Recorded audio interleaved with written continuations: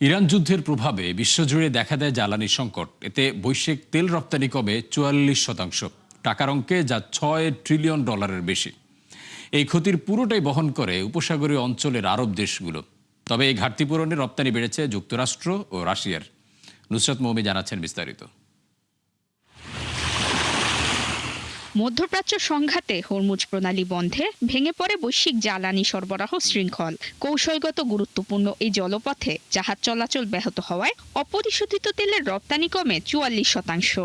এই ক্ষতির প্রায় পুরোটাই বহন করে উপসাগরীয় অঞ্চলের আরব দেশগুলো। তথ্যমতে 2 মাসে অঞ্চলটির রপ্তানি কমেছে 206 মিলিয়ন ব্যারেল, অর্থের অঙ্কে যেখানে ক্ষতির পরিমাণ $6 ট্রিলিয়ন বেশি। তবে মধ্যপ্রাচ্যের তেলের ঘাটতি পূরণে এগিয়ে আসে যুক্তরাষ্ট্র। মার্চের তুলনায় এপ্রিলে তেল রপ্তানি বাড়াতে পারে দেশটি। কেপলারের তথ্য অনুযায়ী চলতি মাসে ওয়াশিংটনের তেল রপ্তানি স্পর্শ করবে 54 মিলিয়ন ব্যারেলের মাইল ফলক। আগের মাসেও যা ছিল 39 মিলিয়ন, অর্থাৎ মাসের ব্যবধানে রপ্তানি বাড়ছে 34%। যদিও যুদ্ধের প্রভাবে জ্বালানির মূল্য বৃদ্ধিতে আর্থিক চাপে মার্কিন অর্থনীতি। অর্থনৈতিকভাবে ইরান যুদ্ধের সবচেয়ে বড় বিজয়ী রাশিয়া। দেশটির তেল রপ্তানিতে ছিল অসংখ্য নিষেধাজ্ঞা। তবে যুদ্ধ শুরুর পর এসব নিষেধাজ্ঞা কিছুটা শিথিল করে যুক্তরাষ্ট্র ও ইউরোপ। এছাড়া তেল সংকটে বহু দেশ ধর্ণা দেয় রাশিয়ার কাছে। ফলে রেকর্ড বিক্রিতে মস্কোর আয় পৌঁছায় 2022-এর পর সর্বোচ্চে। রয়টার্সের তথ্য অনুযায়ী এপ্রিলেই দেশটির তেল রাজস্ব $9 বিলিয়ন পৌঁছাবে। মধ্যপ্রাচ্য সংঘাত শুরুর পর থেকে বেশিরভাগ সময় তেলের দাম ছিল ব্যারেল প্রতি $100 উপরে। 2 এপ্রিল যা সর্বোচ্চ $128 ওঠে।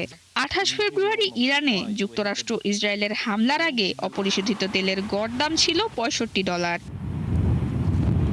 কেপলারের তথ্য বলছে, যুদ্ধ শুরুর পর তেল রপ্তানিতে ধস নামে ইরাক, কুয়েত, কাতার, সৌদি আরব এবং সংযুক্ত আরব আমিরাতের।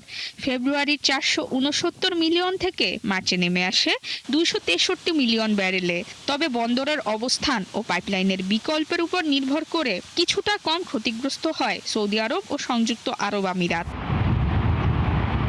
এদিকে বৈশ্বিক জ্বালানির মূল্য বৃদ্ধিতে রপ্তানি কমলেও আর্থিকভাবে লাভবান হয় সৌদি আরব ও ওমান।